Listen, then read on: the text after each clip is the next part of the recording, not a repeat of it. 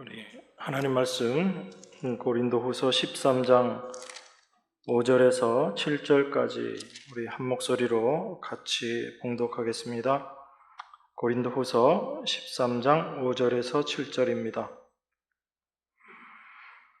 너희가 믿음에 있는가 너희 자신을 시험하고 너희 자신을 확증하라.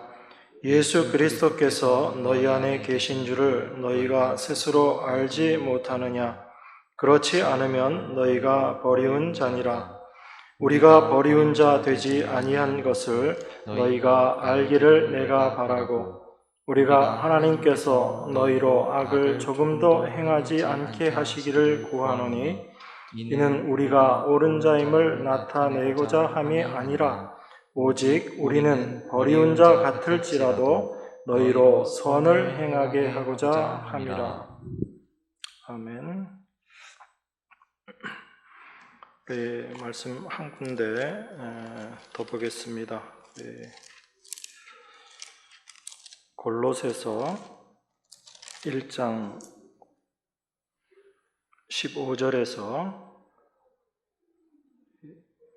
18절까지 제가 봉독하겠습니다. 그는 보이지 아니하시는 하나님의 형상이요 모든 창조물보다 먼저 나신 자니 만물이 그에게 창조되되 하늘과 땅에서 보이는 것들과 보이지 않는 것들과 혹은 보좌들이나 주관들이나 정사들이나 권세들이나 만물이 다 그로 말미암고 그를 위하여 창조되었고, 또한 그가 만물보다 먼저 계시고 만물이 그 안에 함께 섰느니라. 그는 몸인 교회의 머리라. 그가 근본이요 죽은 자들 가운데서 먼저 나신 자니 이는 친히 만물의 으뜸이 되려 하심이요.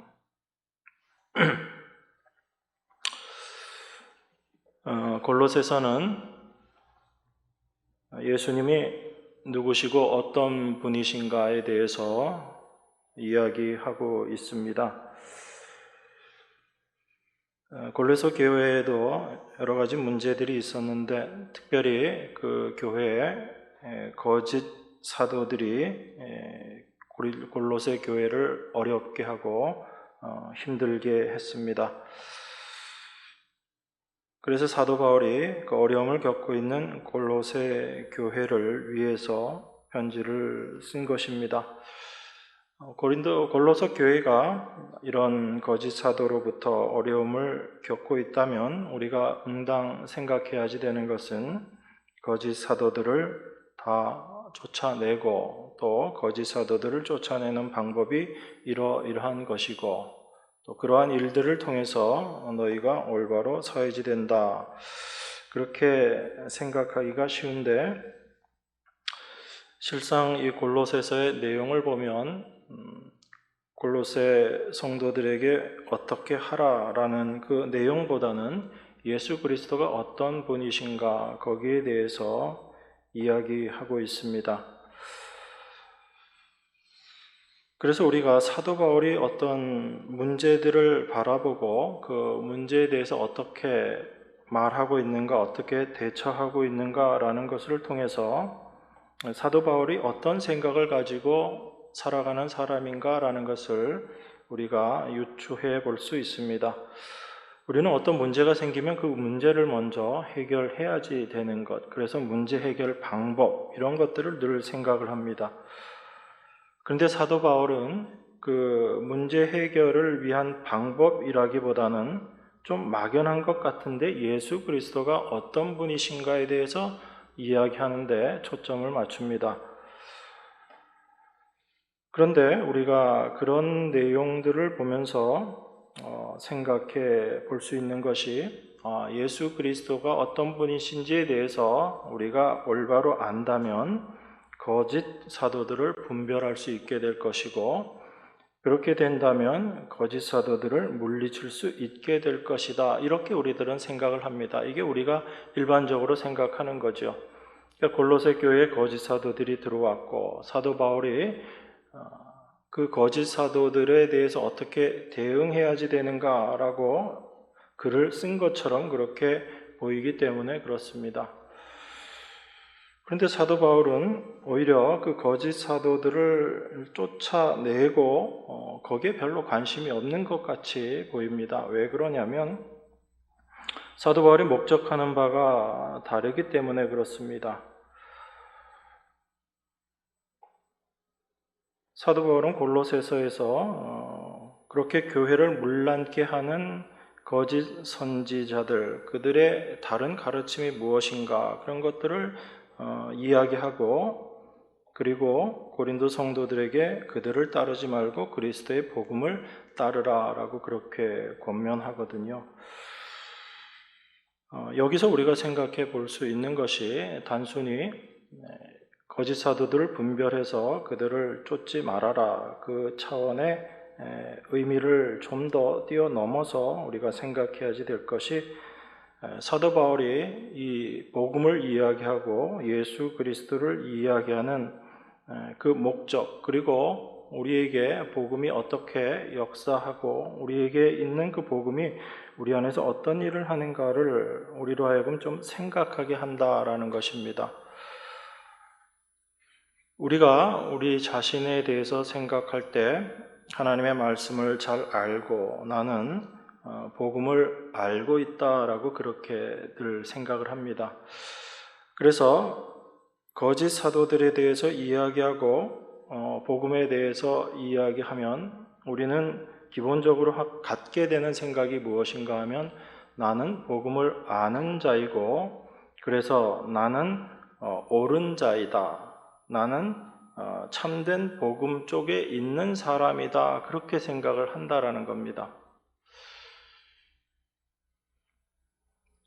그러니까 이런 거죠. 우리는 자기 자신을 바라볼 때 이 거짓 사도들을 이야기하고 참된 복음에 대해서 이야기를 듣게 되면 우리 자신은 참된 복음 편에 있는 사람이고, 그리고 저 거짓 사도들은 나쁜 사람들이니까 거짓 사도들을 쫓아내야지 된다.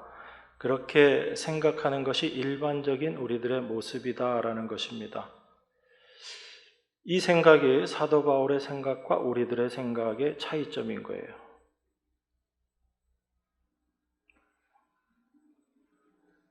사도 바울은 복음을 이야기하면서 그 복음을 통해서 우리가 분명히 깨닫게 되기를 원하는 것이 있습니다. 그것이 무엇이냐면 나는 예수 그리스도와 올바른 관계에 있는가? 그게 사도 바울이 복음을 이야기하는 목적인 거예요.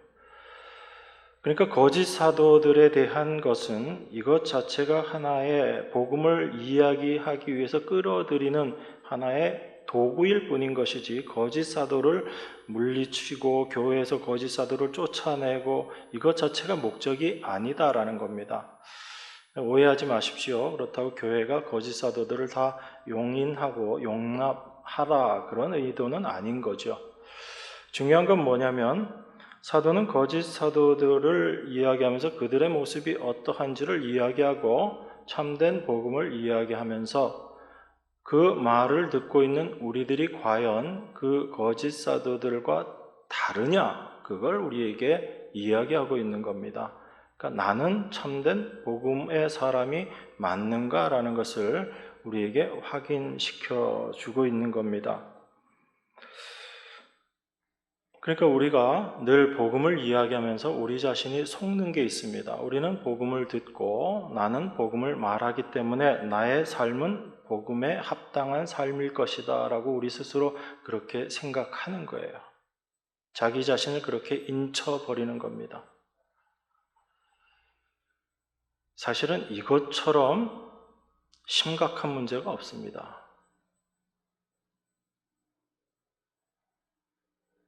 우리 자신이 어떠한 존재인지를 생각하지 않고 올바로 알지 못하고 살아가고 있다라는 방증이 되기 때문에 그래요. 그런 모습들이.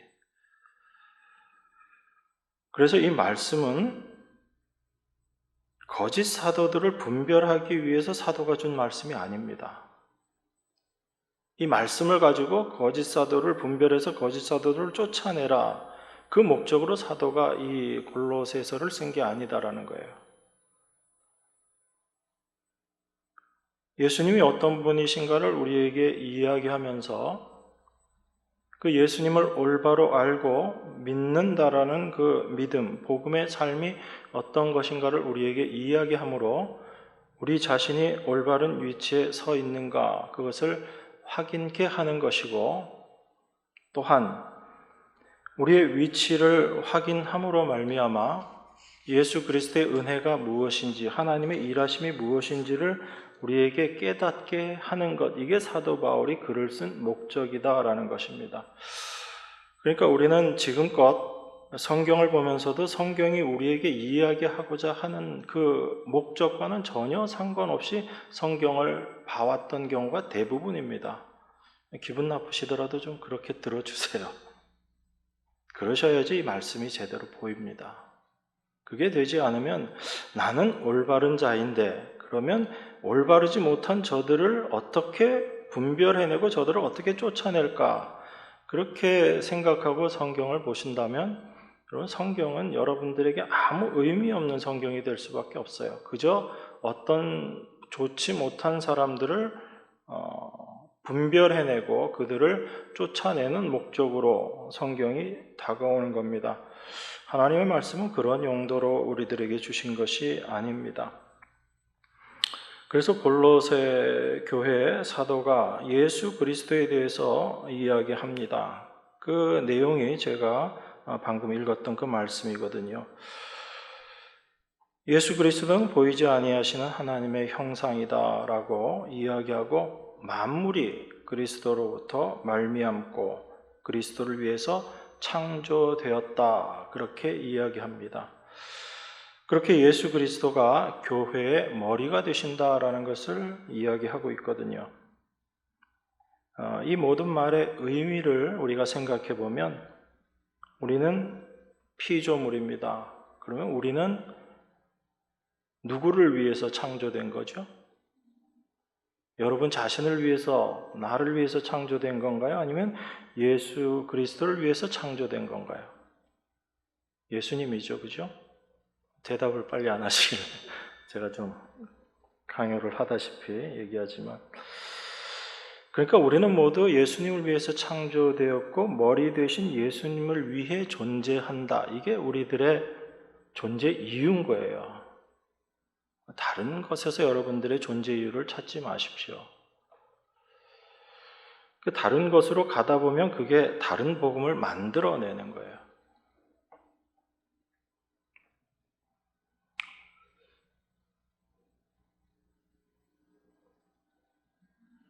하나님께서 이스라엘 백성들을 애굽에서 건져내시고 그리고 그들에게 율법을 주셨는데, 율법의 제일 첫 번째 내용이 하나님의 다른 신 섬기지 말라라는 얘기거든요. 우상 섬기지 말라라는 얘기입니다. 얘기가 길어질 수 있기 때문에 간략하게 말씀드리면, 그 우상이 누군가요? 이스라엘이 만들어놨던 금송아지, 그게 우상이에요? 저기 이 교회를 벗어나면 절에 있는 그 불상들, 그런 것들이 우상인가요? 내 자신이 우상입니다. 그걸 발견하게 되는 것, 그것이 가능하게 하는 것, 그게 믿음이다라는 거예요. 그래서 믿음이 우리 안에 임하게 되면, 내가 나를 우상 삼아서 살고 있었구나라는 것을 알게 됩니다. 그게 하나님의 말씀이거든요. 그게 하나님 말씀의 능력이고요. 그래서 만물이 주로 말미암고 주를 위해 창조되었다라는 이 말씀 한마디로 모든 것들을 다 정리해버리는 겁니다. 사도 바울이 지금. 우리가 무엇을 한다 할지라도 그 방향성이 어디에 있는가라는 것을 우리에게 깨닫게 해주는 거죠. 우리도 피조물인 것이고 바로 예수님을 위해 창조되었고 머리 대신 예수님을 위해 존재한다. 이것이 우리들의 존재 이유가 되는 것입니다. 이걸 생각하면 다른 복음이다라는 것은 어떤 것이 다른 복음이냐? 바로 예수님을 위한 내가 아니라 나를 위한 예수님으로 생각하고 이해하는 것, 이게 다른 복음이다라는 얘기예요. 그래서 우리가 십자가를 이야기하고 예수님을 이야기하면서도 십자가로 내가 구원받고 십자가로 내가 천국 간다라는 것만 우리가 생각한다면 그건 다른 복음인 겁니다. 그게 왜 다른 복음이지? 그렇게 의아해 하실 수 있지만 나를 위해 존재하는 예수님, 나를 위해 존재하는 십자가, 그런 십자가, 그런 예수님은 성경에 없는 십자가, 성경에 없는 예수님이기 때문에 그렇습니다. 그러니까 우리는 하나님의 말씀을 보기 전에 이미 타락해버린 존재로서 하나님의 말씀을 접근하려고 해요.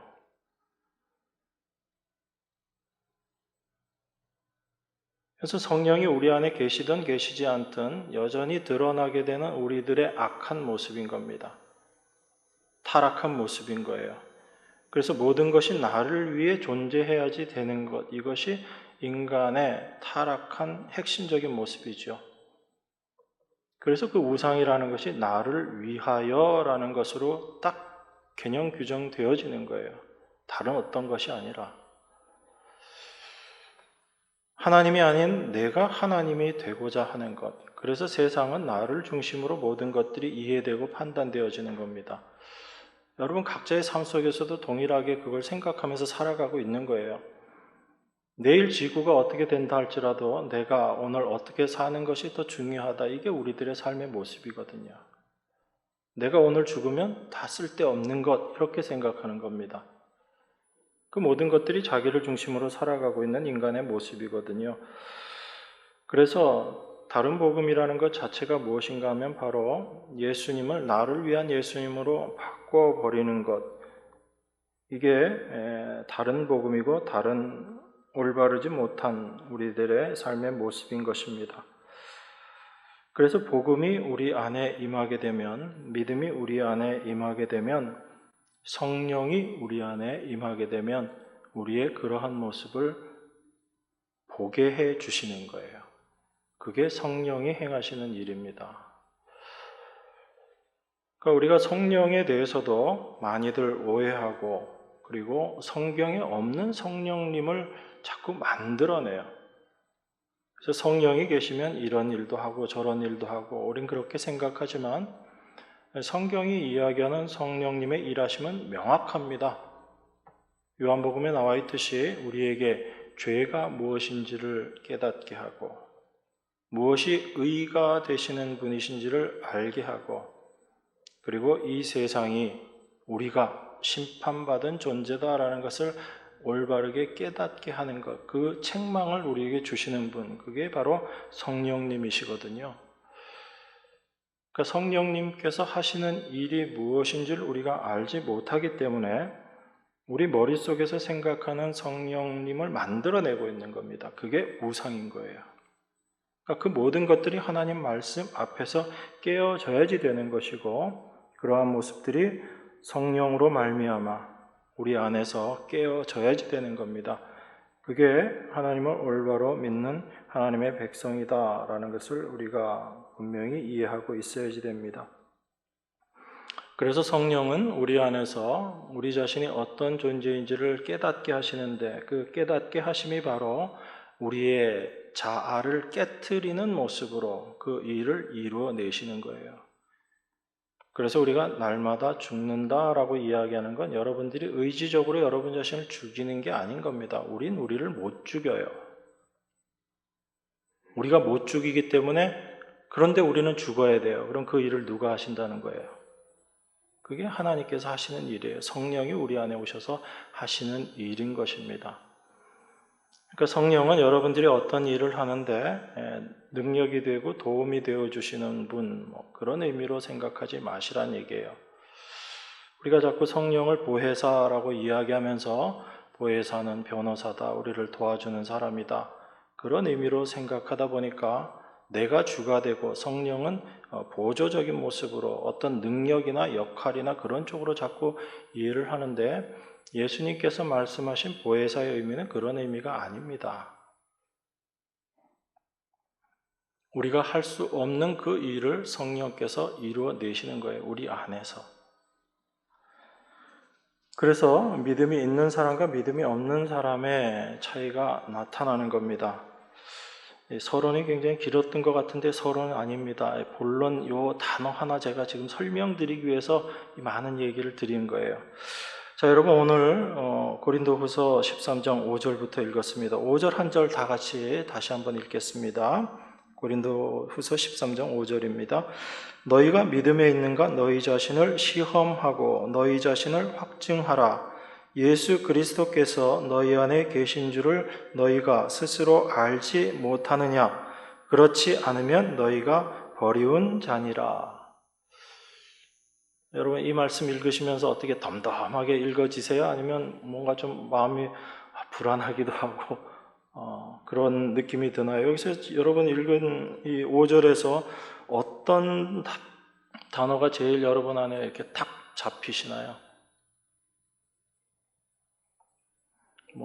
또 다른 얘기가 나오면 안 되니까 여러분 여기 버리운 자 이 말씀이 있죠. 너희가 믿음에 있는가 너희 자신을 시험하고 너희 자신을 확증하라. 예수 그리스도께서 너희 안에 계신 줄을 너희가 스스로 알지 못하느냐? 그렇지 않으면 너희가 버리운 자니라. 버리운 자라는 건 어떤 자인 거예요? 구원 못 받은 사람.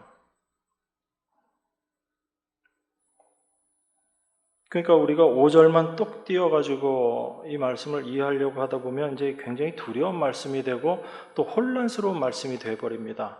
왜 그런가 하면 너희가 믿음에 있는가 너희 자신을 시험하고 너희 자신을 확증하라. 근데 사도 바울이 이렇게 얘기해놓고 시험하는 방법이 뭔지 확증하는 방법이 뭔지 도무지 언급을 안 해요. 그러니까 뭘 하라고 해놓고 어떻게 그렇게 할 수 있는지에 대해서 전혀 이야기를 안 한다고요, 사도 바울이. 그러니까 우리는 어떻게 생각하죠? 스스로 확증하는 방법을 만들어내는 거예요. 그 확증하는 방법이 어떤 게 확증이 제일 쉬워요? 눈에 보이는 거, 보이지 않는 거. 지금껏 고린도후서 해오셨으면 이건 바로 답이 나와야죠. 우리는 확증하려고 하다 보니까 어떤 걸 생각하냐면 눈에 보이는 걸 가지고 생각한다고요. 그래서 내 자신을 확증할 때도 내가 신앙인으로서 올바른 삶을 살아가고 있는가? 또 나에게서 어떤 이 믿음에 대한 어떤 경험이 있었던 건가? 그런 것들을 가지고 우리 자신을 확증하려고 하거든요. 그걸 가지고 시험을 한다고요. 그러니까 지금 고린도 성도들이 사도 바울에 대해서 너 사도 아니야 라고 이야기하는 그 모든 내용들이 어떤 거냐면 외적으로 보기에 도무지 사도로 인정하기에 적당하지 않다는 거죠. 말도 어눌하고 몸도 불편해 보이고 외적인 거 도무지 별로 보잘것 없다라는 겁니다. 그러니까 그런 생각을 가지고 있는 게 고린도 성도들이고 그들에게 있어서는 그런 외적인 것들이 어떤 기준들이 되어 있었다라는 겁니다. 그걸 지금 사도 바울이 이야기하고 있는 거예요. 그러니까 우리가 버리운 자다라고 그렇게 이야기할 때 우리가 이 말씀을 이해하는 것도 제가 골로새서 말씀드리면서 했던 그 흐름 속에서 이 5절 말씀을 보면 우리한테 제일 먼저 딱 그 잡히는 단어가 어떤 거냐면 버리운 자다라는 이 단어가 제일 먼저 잡혀요. 그럼 왜 그럴까요, 여러분? 그 얘기잖아요. 내가 버리운 자냐, 버리운 자가 아니냐. 버리운 자라는 이 말에 우리의 마음이 딱 잡힌다는 얘기는 그 중심에 누가 있는 거예요? 내가 있는 거예요, 내가. 내가 버리운 자냐, 아니냐. 우린 여기에 관심이 있다고요. 그러니까 내가 버리운 자가 되지 않기 위해서는 내 자신을 확증해야지 되고 그걸 확증하기 위해서 시험을 해봐야지 되는 겁니다. 그러니까 우리는 5절 말씀을 보면서도 그렇게 봐버린다고요. 그러니까 많은 교회들이 이 5절을 갖고 와가지고 확증하라, 시험해봐라, 이거 증거 없고 확증이 없으면 너 버리운 자다 그렇게 이야기하는데 물론 우리 안에 아무런 그 증거도 없다라면 우린 버리운 자가 맞는 거죠. 그죠? 근데 사도 바울이 지금 5절로 이야기하고 있는 이 말씀의 의미는 너희가 구원받은 자냐 아니냐 그거 지금 확증하자 그 이야기 아니거든요. 근데 우리는 이 말씀을 보면서도 거기에 우리 마음이 간다라는 이야기는 뭐냐면 우리가 말씀을 보면서 무엇에 잡혀 있냐면 나라는 존재에 잡혀 있다라는 얘기입니다. 그래서 자, 여러분 한 가지만 더 여쭤볼게요. 옆에 있는 지금 여기 계신 분들 다 구원받았는데 내가 구원 못 받았어. 그러면 나에게 신앙이라는 게 어떤 의미가 있어요? 아무 의미 없는 거잖아요, 사실은. 그러니까 내가 구원 안에 있느냐, 구원 안에 있지 않느냐, 이게 항상 우리에게는 중심인 거예요.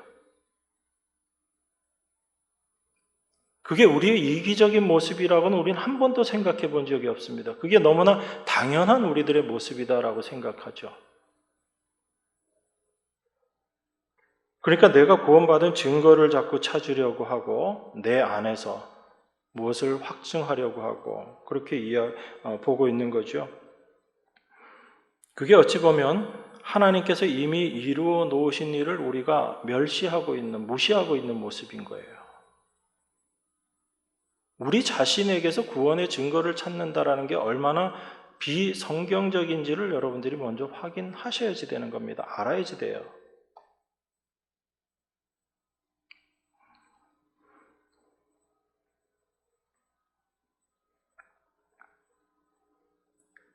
그러니까 하나님의 말씀을 보면서도 내가 중심이 되어서 보게 되면 나의 구원만을 생각하게 되고 그리고 나의 구원을 위해서 내가 무엇을 해야지 되는가 거기에 우리의 마음이 가게 되지만 이 성경을 하나님의 말씀, 하나님의 일하심으로 우리가 보게 되면 저희가 지난주에 잠깐 그 말씀들을 나누었지만 하나님 편에서 이 말씀을 보게 되면 전혀 다른 의미로 우리에게 다가오게 되는 것입니다. 내 유익을 위해서, 나의 이익을 위해서 살아가고 있는 그 나의 모습이 하나님의 말씀을 통해서 깨어지고 부서지게 될 때 하나님의 일하심이 무엇인지를 우리가 비로소 알게 되고 그 하나님의 일하심을 기록해 놓은 이 성경의 말씀이 나에게 실제가 되는 거예요. 이게 살아있는 말씀으로 나에게 다가오는 겁니다. 근데 그렇지 않으면 내가 중심이 되어서 이 말씀을 보게 되면 이 말씀은 여전히 죽은 말씀일 수밖에 없어요. 그래서 말씀과 나는 따로 떨어져 있고 이 말씀을 내가 어떻게 행하고 이 말씀을 어떻게 내가 이루어내어서 성경이 이야기하는 그런 사람이 되어야지 되는가라는 거기에 잡혀버리는 겁니다. 그러니까 말씀과 나는 분리되어 있는 거죠. 그게 우리가 신앙생활이라고 이야기하는 그 모습인 거예요. 그런데 하나님의 말씀은 예수 그리스도께서는 이미 우리 안에 임하셨다라는 것이 성경이 증거하고 있는 거거든요. 그걸 여러분들이 뭘 느끼고 느끼지 못하고 아무 상관이 없는 겁니다. 성경은 이미 그렇게 선언하고 있다라는 거예요. 그게 하나님의 말씀인데 우리는 여전히 안 믿겨진다는 거죠. 가슴에 뜨거운 것도 없고 말씀을 봐도 맹숭맹숭하고 당연하죠. 우리들의 생각으로 말씀 보게 되면 거기에 무슨 의미가 있겠습니까? 중요한 것은 하나님께서 그 모든 일들을 이루어 놓으셨다라는 것이고 그것을 깨닫게 하시기 위해서 우리에게 믿음을 주셨다라는 것입니다. 그게 중요하고 귀중한 거죠. 그래서 하나님의 말씀은 우리 안에서 어떤 일을 하게 되냐면 늘 우리 자신이 우리 스스로의 유익을 위해서 살아가고 있는 존재다라는 것을 계속해서 깨우쳐주고 계시는 거예요. 그게 하나님의 일하심이다라는 겁니다.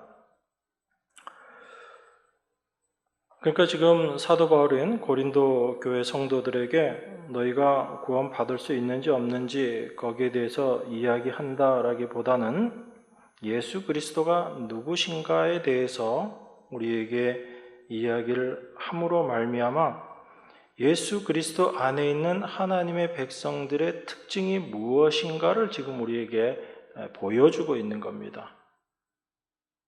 그걸 통해서 그리스도 안에 있는 자가 어떤 자인가, 그리고 내 안에 믿음이 있다면 그 믿음은 나를 어떠한 모습으로 끌고 가고 있는가라는 것을 우리에게 확인시켜 주고 있는 거예요. 그 의미에서 보셔야지 됩니다.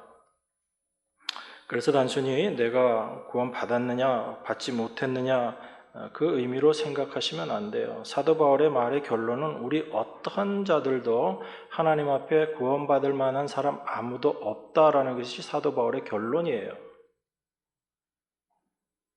그래서 우리는 말씀을 통해서 늘 나는 그런 존재이구나라는 것을 깨닫는 그 자리로 가게 됩니다. 그게 성령께서 우리 안에서 행하시는 일인 거거든요. 그래서 우리 안에 그리스도가 계시다면 그 그리스도 안에 있는 하나님의 백성들이 분명히 알아야 될 것, 그게 제가 서두에 말씀드렸던 골로새서를 통해서 우리에게 말씀하신 예수 그리스도가 어떤 분이시고 우리는 어떤 존재인가라는 것을 아는 그 자리로 우리를 끌고 간다라는 얘기입니다. 내가 주인이 되어서 나를 위해서 살아가고 있었던 나였는데, 그러니까 예수님 믿고 나서 나는 이제 그런 삶 살지 않고 주님만 위하는 삶을 삽니다, 이렇게 우리에게 드러내 주신다는 게 아니에요. 여러분 오해하지 마세요. 그러니까 내 안에는 그런 마음이 없으니까 나는 아닌가 보다 이렇게 생각도 하실 필요가 없는 거예요. 성령은 우리 안에서 우리가 여전히 어떠한 자의 모습인가 하면 나를 위해서 살아가고 있는 그 존재다라는 것을 깨닫게 해주시는 게 성령이 하시는 일이라고요. 우리가 여기서 자꾸 오해를 하는 겁니다. 나는 이제 하나님 백성 되었으니까 나는 이제 내 자신을 위해서 살지 않고 하나님만을 위해서 사는 자가 되었어 라고 우리가 다 오해해버리는 겁니다. 그리고 그런 모습들이 내 안에서 내 삶 속에서 나타나지 않으니까 억지로 그런 모습들을 만들어 내려고 그렇게 하면서 신앙생활 생각하고 있는 거예요. 그러니까 성경이 이야기하는 신앙생활의 모습, 하나님 백성들의 삶의 모습과는 전혀 다른 모습의 삶을 살면서 그걸 참된 하나님의 백성의 모습이라고 추구하면서 억지로 신앙생활하고 있는 겁니다. 그게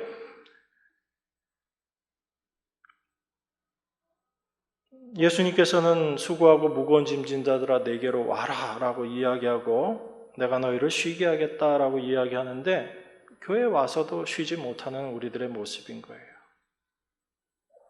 더 일만 늘었죠, 그죠?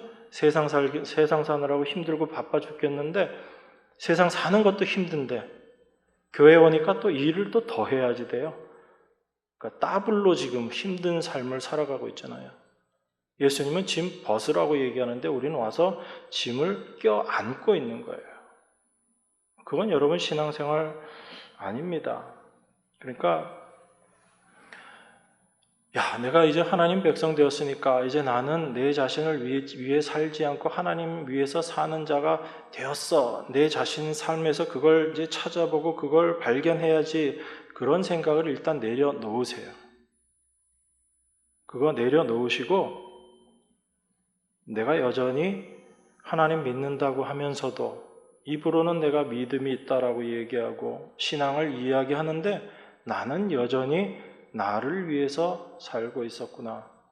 내가 추구하고 있었던 믿음이라는 것도 나를 위한 믿음이었다라는 것을 여러분들이 알아야지 되는 거예요.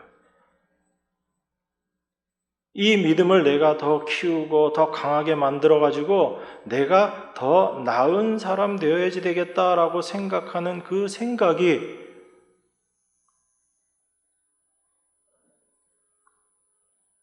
정말 성경적인 생각인가라는 것들에 대해서도 여러분들이 고민해 보셔야지 되는 거예요. 나를 위한 믿음인지 아니면 하나님께서 나를 끌고 가시는 믿음의 모습인지에 대한 것이 여러분들이 분별이 되어져야지 된다는 얘기입니다. 그러니까 우리가 신앙생활을 이야기하고 추구하고 있는 많은 것들이 어찌 보면 하나님의 말씀보다는 내가 원하는 나의 모습을 만들기 위해서 수고하고 애쓰는 우리의 열심일 수 있다라는 겁니다. 이제 좀 무섭죠. 그러니까 여러분 신앙생활은요 내 힘으로 절대 할 수 없는 거예요. 그런데 우리는 내가 구원받고 내 안에 성령이 계시니까 이제 내가 성령의 인도하심을 받아서 신앙생활 한번 잘 해봐야지, 이 결심부터 굳힌다고요. 그 결심 가지고 뭔가 열심히 해보려고 하고 또 열심히 하고 정말 죽도록 열심히 합니다. 죽도록 충성하라고 했으니까. 그게 믿음이다라고 생각하고, 성경에 보면 그 행함에 대해서 강조하고 있는 말들이 많은데,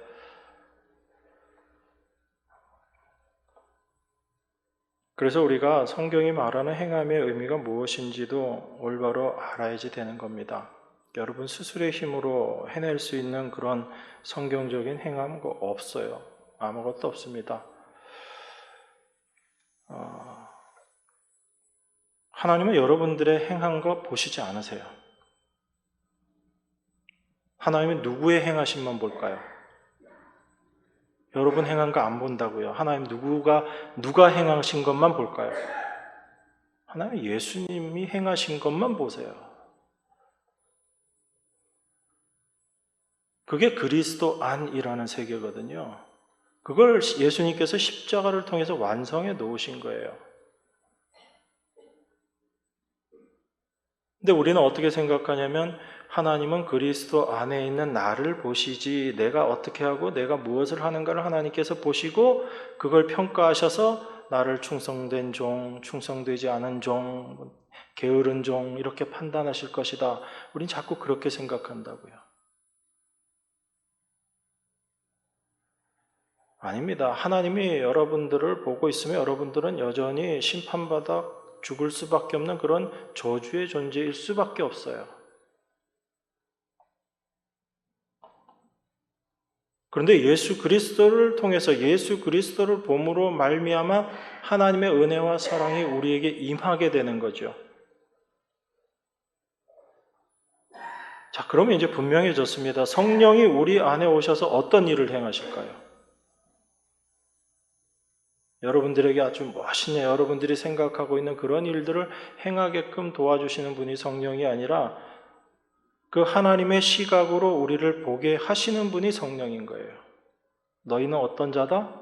심판받을 수밖에 없는 자야. 너희는 저주 안에 있는 자들이야.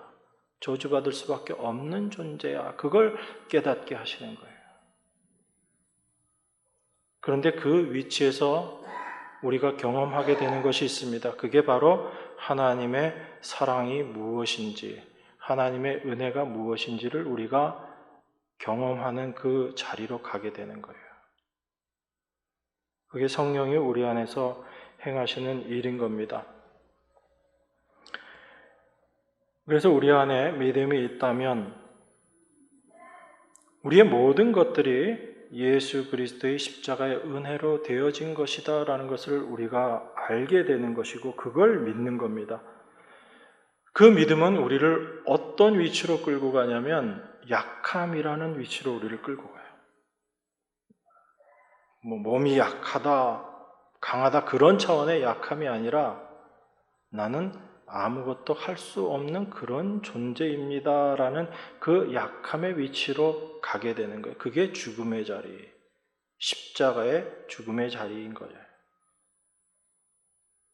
그게 믿음이 우리를 끌고 가 버리는 것입니다. 그래서 나의 약함을 아는 자들이 고백하게 되는 것이 모든 것이 하나님의 은혜입니다라는 것을 고백하게 되고, 그 자리에서는 내가 행한 것, 나의 것이라고 주장할 수 있는 것이 아무것도 없어지는 겁니다. 그게 성도의 자리예요. 그것이 바로 성도의 약함이다라고 이야기하는 겁니다. 그 약함의 의미를 올바로 아는 자들이 강함의 의미가 무엇인지를 분명하게 확인하는 사람들인 겁니다. 그런데 우리는 여전히 믿음 안에서 우리 스스로가 강한 자가 되어야지 된다라고 생각하고 그렇게 되려고 애쓰고 있는 거죠. 그러니까 성경과는 전혀 다른 방향의 길을 가면서 우리가 신앙생활 잘하고 있다라고 그렇게 오해하는 겁니다. 그러니까 사도 바울이 지금 믿음 안에 있는가 너희 자신을 시험하고 너희 자신을 확증하라라는 이 말씀의 의미는 다른 어떤 것이라기보다는 너희가 그리스도 안에서 그 십자가의 은혜를 올바로 알고 그것만을 생각하며 자기 자신을 약한 자로 인정하는 그 믿음 가운데 있는가 그것을 확인해 보라라는 그 의미입니다. 그러니까 지금 고린도 성도들이 사도 바울이 약하니 사도 같지 않니라고 생각하고 있는 그 모든 것들이 자기 자신을 약한 자로 십자가 안에서 자기 자신을 바라보고 있지 못하기 때문에 나타나는 문제들인 거잖아요. 그래서 사도 바울이 지금 이 이야기를 하고 있는 것입니다. 그래서 하나님의 은혜를 모르는 사람들은 자기 자신을 어떠한 자라고 생각하냐면요. 나는 버리움을 받지 않은 자 이렇게 생각합니다. 나는 구원받았으니까 나는 이제 버림받지 않은 자야 라는 그 생각을 가지고 날마다 신앙생활을 하고 있다라는 겁니다.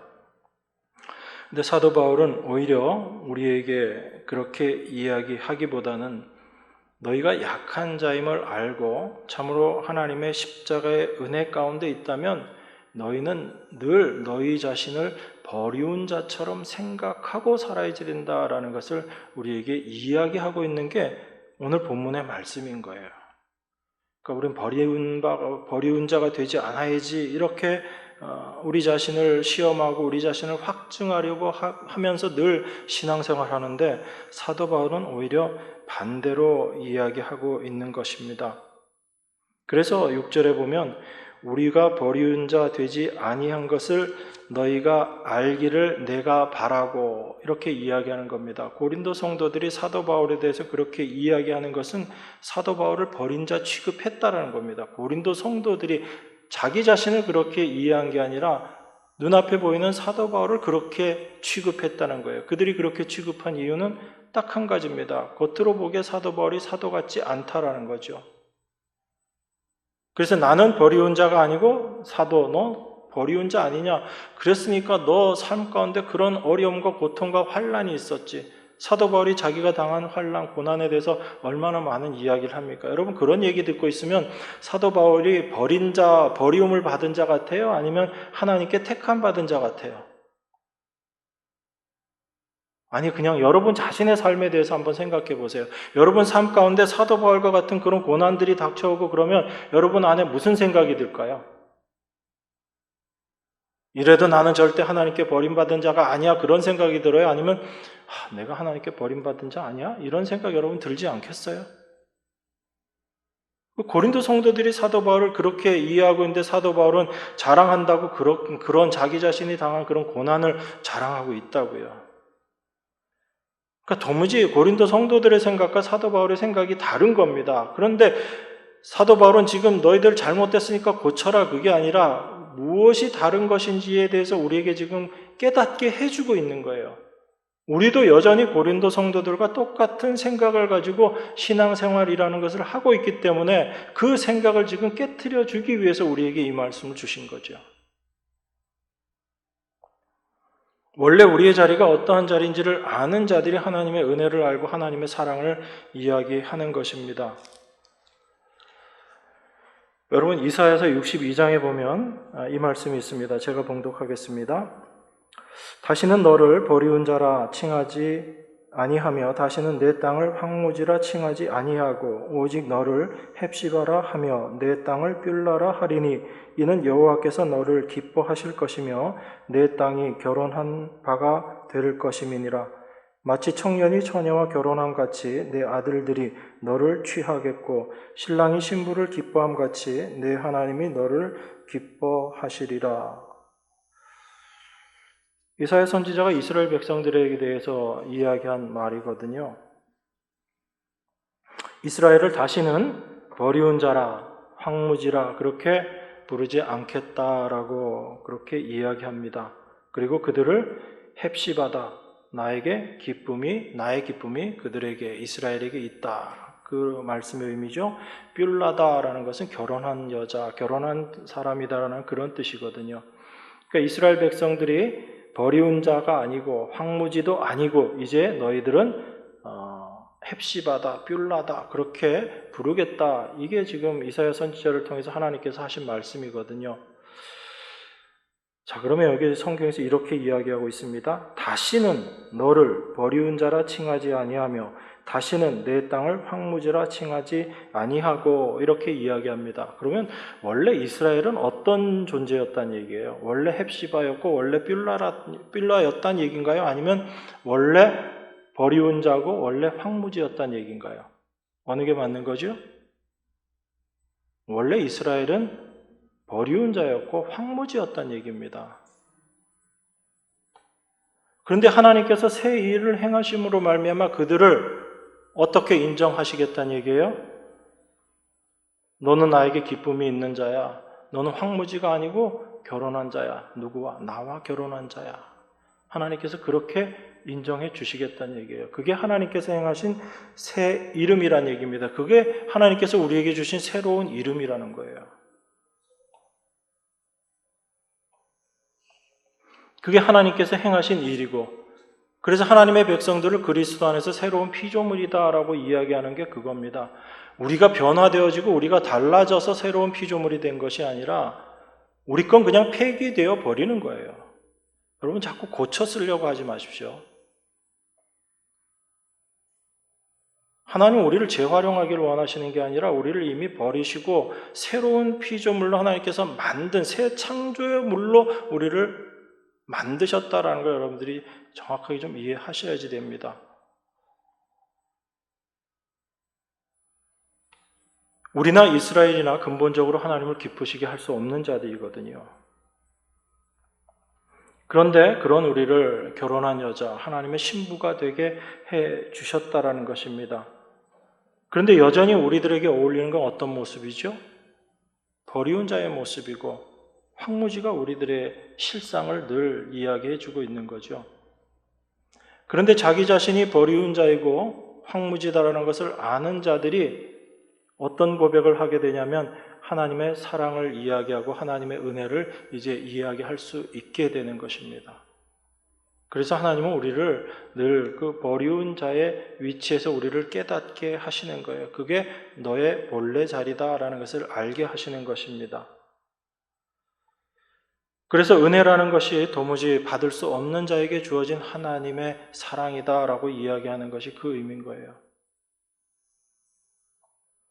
그러니까 교회에서 제일 오해하는 것 중에 하나가 뭐냐면 은혜 받았으니까 이제 그 은혜에 보답하는 삶을 살아야지. 그건 여전히 자기 자신을 착각하고 있는 거죠. 자기 자신을 올바로 알고 있지 못하다라는 증거가 되는 것밖에 안 됩니다. 우리는 은혜 위에 은혜를 구하는 자로 나가야지 돼요. 은혜 받았으니까 이제 내가 무엇을 해야지 되는 그 자리가 아니라 하나님의 은혜만이 나에게 필요합니다. 은혜 위에 은혜로라. 그게 성도의 자리인 겁니다. 그것을 아는 자들이 나는 하나님의 은혜가 아니면 도무지 살 수 없습니다라는 그 약한 자의 모습으로 하나님 앞에 서는 자들이고 그들에게 하나님은 하나님의 강하심이 무엇인지를 그들을 통해서 드러내시고 계시는 것입니다. 그러니까 사도 바울이 6절에서 우리가 버리운 자 되지 아니한 것 이거 너희가 알기를 바라고 라는 것은 사도 바울이 버리운 자가 아니다라는 것을 고린도 성도가 이해한다라는 건 고린도 성도가 무엇을 이제 보고 있다는 얘기예요. 하나님의 일하심을 보고 있다라는 얘기죠. 외적으로 드러나는 사도 바울의 어떠함이 아니라 사도 바울이 무엇을 하고 무엇을 하지 않고가 아니라 하나님께서 그 사도 바울을 통해서 어떤 일을 하고 계시는가를 고린도 성도들이 이제 바라보게 된다라는 얘기입니다. 그렇게 될 때 너희가 우리를 버리운 자로 그렇게 바라보지 않기를 원한다라는 그 사도 바울의 말이 어떤 의미인지 알게 되는 거예요. 우린 버리운 자 아니니까 너희들 잘못 생각하고 있는 거야. 그 이야기가 아니라 나도 여전히 버리운 자일 수밖에 없는 나의 존재이지만 하나님의 일하심이 나를 버리운 자 되지 않게 하셨다라는 것을 알게 되고, 그 하나님의 일하심을 안다면, 너희들이 올바로 안다면 버리운 자 같이 보이는 나라 할지라도 하나님께서 버리지 않으셨구나라는 것을 아는 그 하나님의 시각으로 나를 볼 수 있게 될 것이고, 그 시각으로 너희 자신을 볼 수 있는 자가 되어야지 된다라는 얘기입니다. 그게 사도 바울이 이야기하고 있는 믿음인 거예요. 그게 사도 바울이 이야기하는 복음인 겁니다.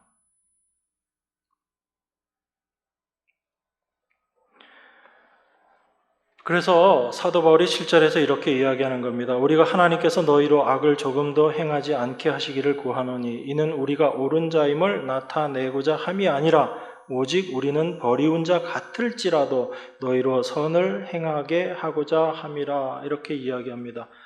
시간이 많지 않기 때문에 간단하게만 말씀드리면, 무엇이 선이고 무엇이 악인가에 대한 개념부터 우리가 좀 바꿔야지 돼요. 제가 다음 시간에 조금 더 설명을 드릴게요. 지금 이 얘기하면 너무 길어지기 때문에 간략하게만 결론을 내리고 다음 시간에 이 부분에 대해서 좀 더 말씀을 드리겠습니다. 우리가 우리가 악이라고 생각하는 것, 그런 선악 개념은, 우리가 일반적으로 생각하는 선악 개념은 선악과 따먹은 것으로 말미암아 생겨난 선악 개념이에요. 지금 사도가 이야기하는 선악, 이것은 그런 차원의 이야기가 아닌 겁니다. 지금 사도 바울은 하나님의 일하심을 이야기하고 있죠. 하나님의 일하심, 그것은 바로 하나님의 뜻이 우리를 통해서 이 땅에 이루어지는 것, 그게 하나님의 일하심이잖아요. 그런 의미에서의 선을 이야기하고 있는 겁니다. 그럼 악이라는 것은요, 하나님 뜻 아니라 누구 뜻 이루어지는 거? 내 뜻 이루어지는 거, 그게 악인 거예요. 그러니까 사도 바울이 로마서에서 선을 행하기를 원하는 나에게 악이 함께 거하는 것, 로마서 7장에서 이야기하는 선악의 개념을 여러분들이 생각하는 그런 윤리 도덕적인 선악 개념에서 벗어나서 생각하셔야지 돼요. 내가 하나님 원대로 살기 원하는데 그게 안 되더라는 얘기입니다. 내 안엔 여전히 나를 향한 그 마음이 있다라는 것이고 그것이 보여진다라는 얘기입니다. 그런데 그리스도로 말미암아 내가 기뻐하게 되는 것, 그게 참된 선이 무엇인지를 아는 자의 고백인 거예요. 이게 성도의 고백인 거예요. 그래서 사도 바울이 이 얘기를 하는 겁니다. 너희로 악을 조금도 행하지 않게 하시기를 구하노니, 너희가 윤리도덕적인 악 행하지 말라, 그 얘기가 아니라, 이는 우리가 옳은 자임을 나타내고자 함이 아니라, 우리 자신의 옳음을 드러내고자 함이 아니라 오직 우리는 버리운 자 같을지라도 너희로 선을 행하게 하고자 함이라. 너희를 통해서 하나님의 뜻, 하나님의 일하심이 드러나게 되는 그것을 나는 원한다. 하나님이 너희 안에서 일하게 된다면 그 하나님의 일하심으로 말미암아 하나님의 뜻이 너희를 통해서 이루어지게 될 것이다. 난 그걸 원하고 있다. 그거예요, 지금. 그래서 우리가 늘 기도하잖아요. 주기도문에서. 제일 처음에 뭐라고 기도해요? 내 뜻 이루어 주십시오. 그 기도해요? 아니잖아요. 뜻이 하늘에서 이룬 것 같이 땅에서도 이루어지이다. 그게 성도의 기도가 되는 거예요. 그런데 주기도문 하면서 기도하면서 맨 내 뜻 이루어달라고 기도하면 그 기도가 하나님의 뜻에 합당한 기도인가요? 그게 선한 기도인가요? 우린 대부분 기도하면서 악을 더 행하고 있어요. 열심히 기도해가지고 열심히 악의 자리로 가고 있다고요. 다 내 뜻 이루어달라고 기도하고 있잖아요. 그런데 예수님이 가르쳐 주셨잖아요. 너희 기도 이렇게 해라. 뜻이 하늘에서 이룬 것 같이 땅에서도 이루어지다. 그 하나님의 뜻이 내 안에서 이루어지는 것, 그게 참된 선인 거예요. 하나님은 그 일에 열심이신 것이고 그 일을 예수 그리스도를 통해서 완성해 놓으신 것입니다. 그래서 그리스도 안에 있는 자들은 그 모양이 어떠하든지 아무 상관없이 그들은 다 어떤 자들이에요? 선을 행하는 자들이에요. 선한 자들이고 의로운 자들이고. 그리스도 안에서 우리 자신을 볼 수 있게 되기를 원합니다. 그렇게 될 때 하나님의 일하심이 우리 안에 분명하게 드러나게 되고 나의 어떠함과 상관없이 하나님의 일하심이 감사가 되고 기쁨이 되고 참된 은혜로 여러분들에게 다가오게 될 줄 믿습니다. 이 은혜가 여러분과 저에게 늘 충만하기를 주님의 이름으로 축원합니다. 기도하겠습니다.